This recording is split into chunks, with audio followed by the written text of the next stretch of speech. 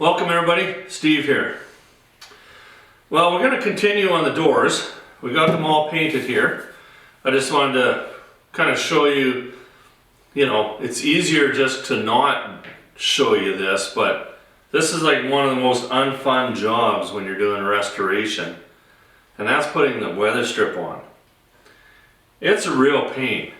And, I kind of got a method that works pretty good.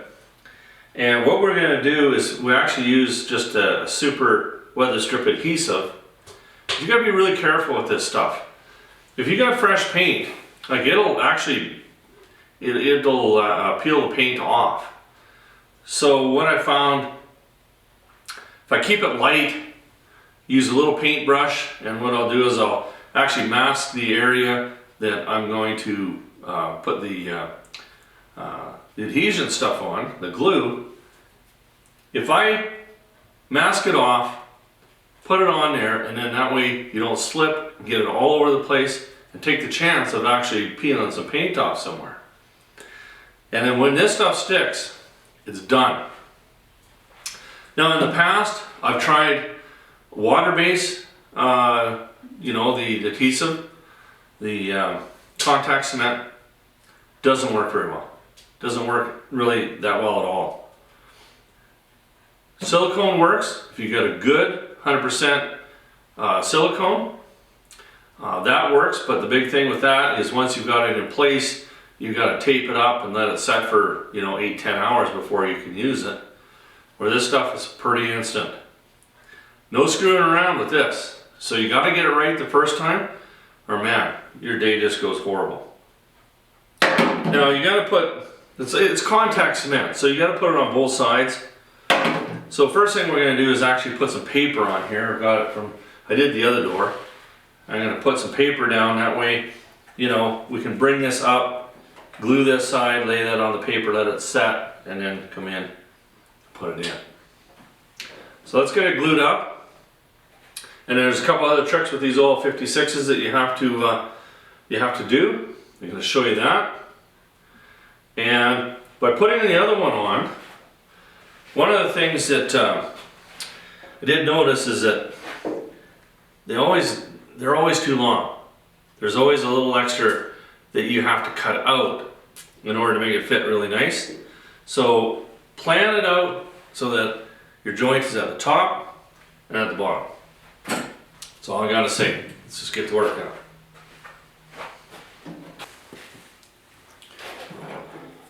Alright, on these 56s, they've got a little, this just holds the weather strip down on the bottom here. And this strip goes all the way along from here to here. They're usually completely rusted away. Pretty sure you can buy that, but I just made my own. I'll show you how I did that. And basically what I'm going to do is, of course, the original is spot welded. I'm just going to pot rivet this on, and I built it in two pieces. I did it that way because it's just, I don't have a big break, and it's just a little bit easier to work with when you're bending a smaller piece, a little easier than doing a whole piece. That was my theory. Anyway, it basically just goes on just like that. And when I put my holes in, I've got it, you can see that this is a little wavy here. So where the wave comes in, that's where I got my hole, that way I can get my rivet gun in there. So we just line these up. I got a halfway mark here. And we don't have to have this perfect by no means. And just make a mark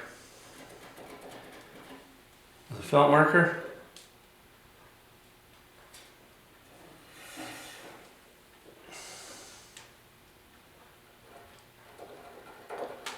I'll drill those holes out, and we will rivet that on there.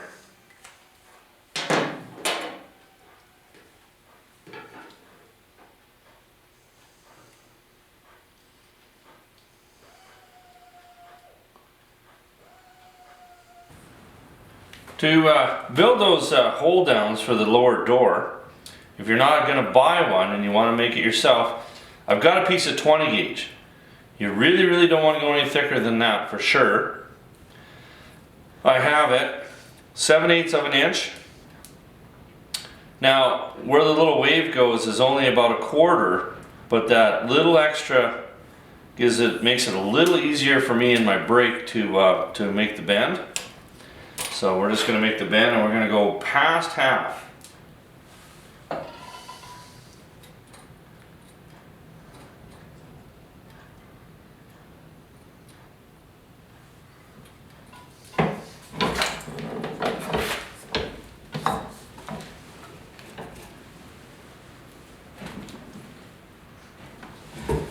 Okay. So you can see that we got our bend. Now I have I took a pattern off of the original. What I'm going to do is I'm just going to estimate where 1/4 of an inch is.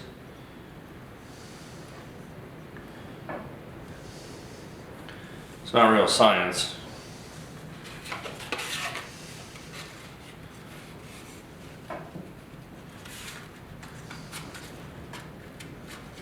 All right, let's go to the vise.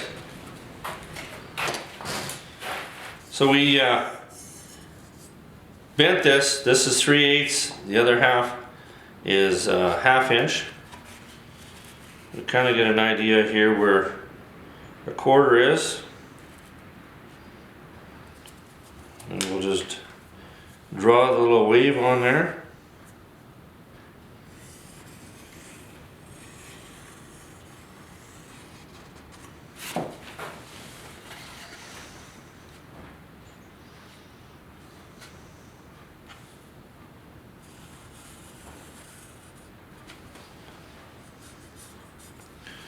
Now, all you do, take a flapper disc,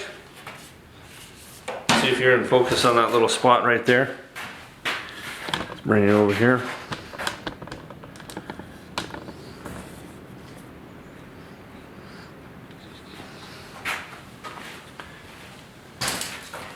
Flapper disc, and just come on down to the line.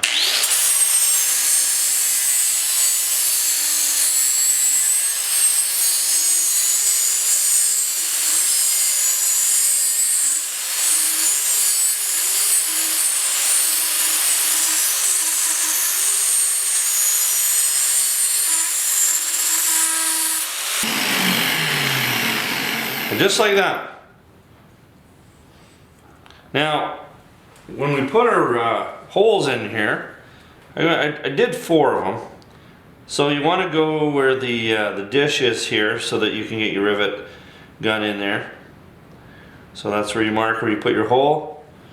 And we put one right here, and one here, and then one, well, maybe at the end here. And just like that. So that's how that's made.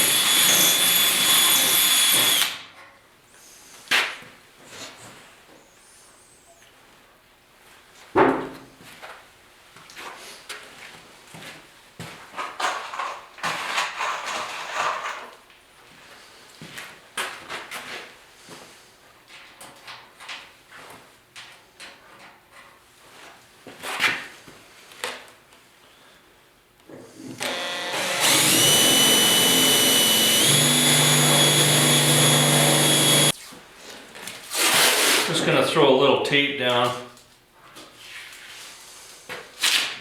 Actually, let's do this. I'm going to put the tape down so that I can still use this as my guide for putting the glue down. And there'll be a little bit of protection there If anybody's ever used a rivet gun that goes bang and then you go back and you put a big scratch in there.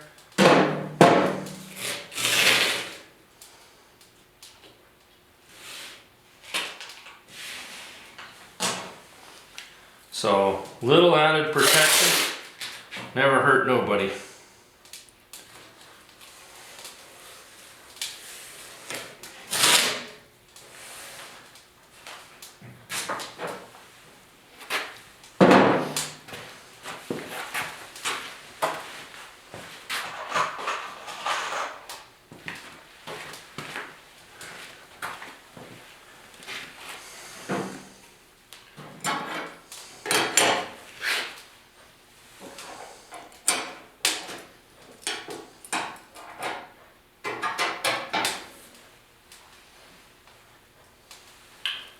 I'm gonna do with my box here.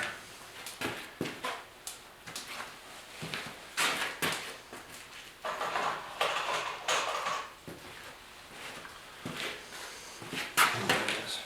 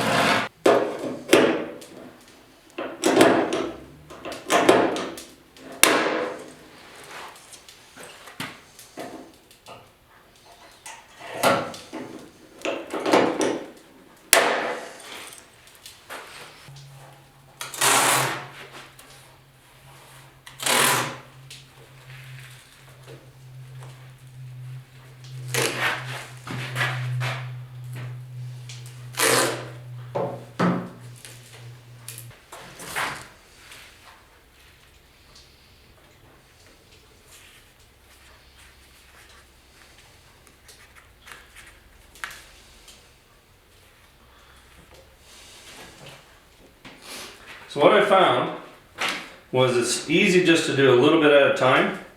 So basically I want to come just around this corner here, come down to here, and around this corner and maybe stop right about here somewhere. If you go too far, then, you know, it just seems like you get a little out of control, and next thing you know, you got things sticking to everywhere, and yeah, you know how it goes. So all I'm going to do, start up on this end over here. We're just going to paint on the glue. Don't spend too much time painting this on, you'll peel your paint off.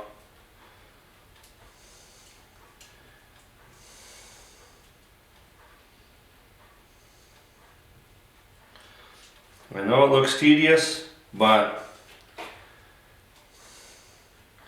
the more you take your time.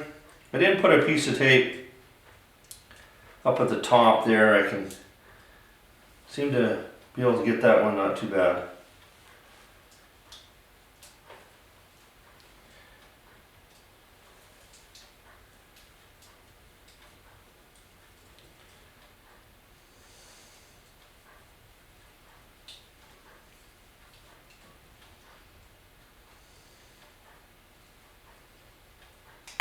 And if you're a little light on a couple of spots, you can always just give it a little shot. Pretty nice and hot in my shop today. And actually that'll be plenty of glue.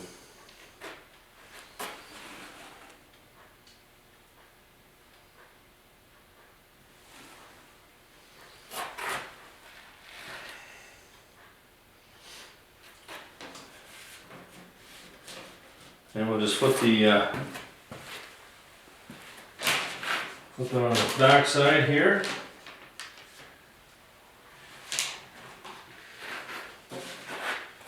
See the chair and frame here.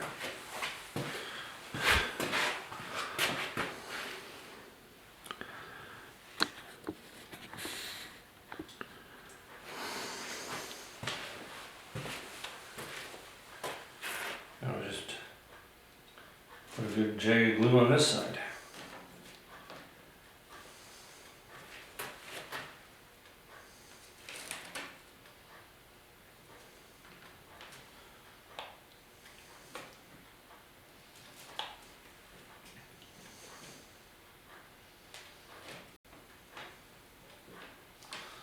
Nice thing about a paintbrush too is it keeps it off your fingers, and that's kind of nice.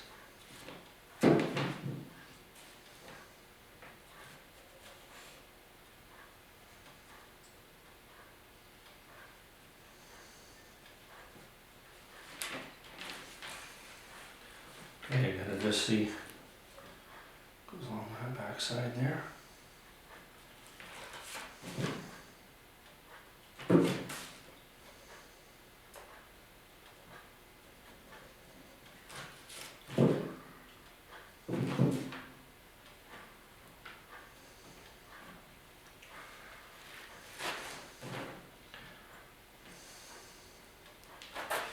You put it on fairly thick on the rubber here, because you don't have to worry about the paint coming off.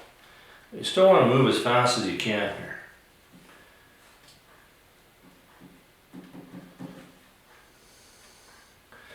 Now, you may say, well, why do you need it so thick? Well, it's not perfectly flat and smooth down there. So if you left it just a little bit proud, a little thin I should say, you could probably end up having some issues.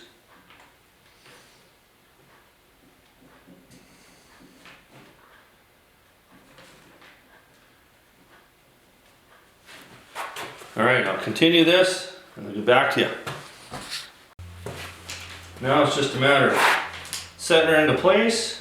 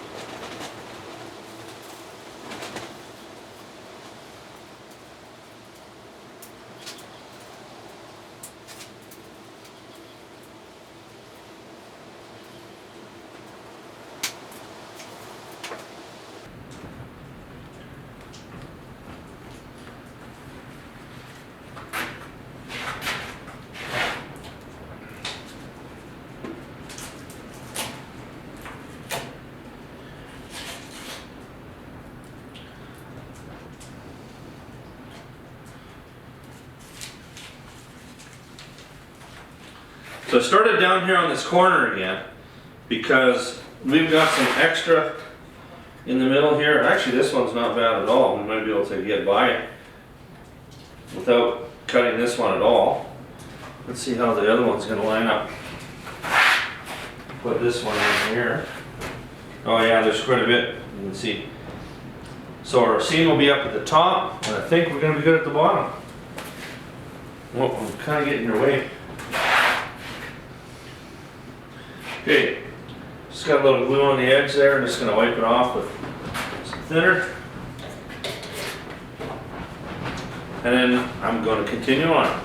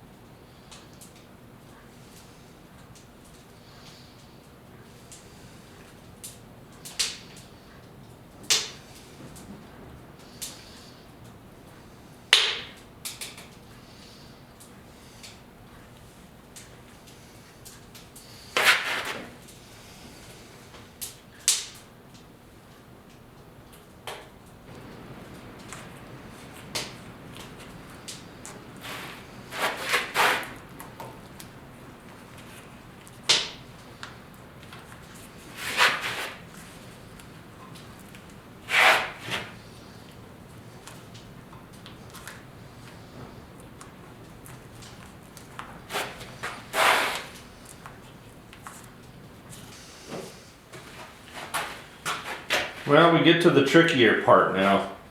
And it's only trickier. It's not too bad. You just gotta, when you're putting it in, you just gotta kinda get it in there. And then we'll tuck that little lip underneath and we're gonna pound this down.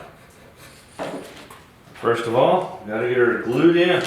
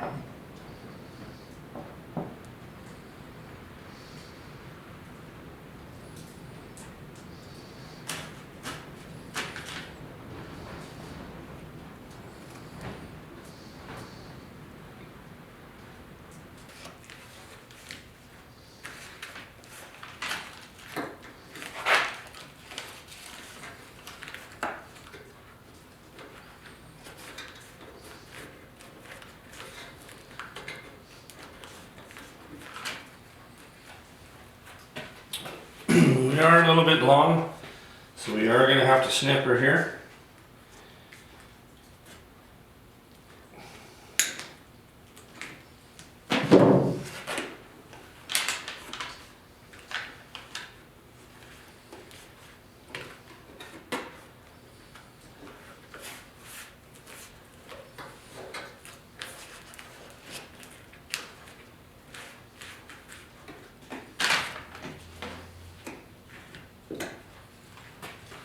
Now all we do, just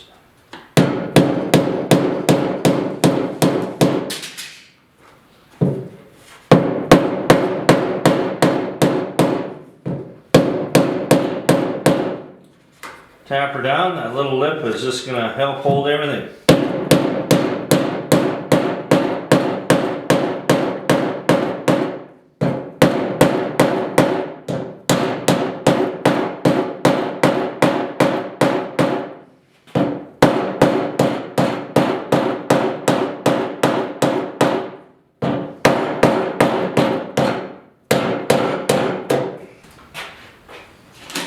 Well, we finally got her. You know, it turned out okay, but you're gonna struggle. You know, these seals aren't made in a magic factory or anything like that, so they, you know, they're not made very, very well at all. So you're gonna have to kind of play with them, but once they get on and you start sealing everything up, it'll just kind of find its own happy little spot, and we'll all be good. All right. Now we're just going to find some time to hang these doors.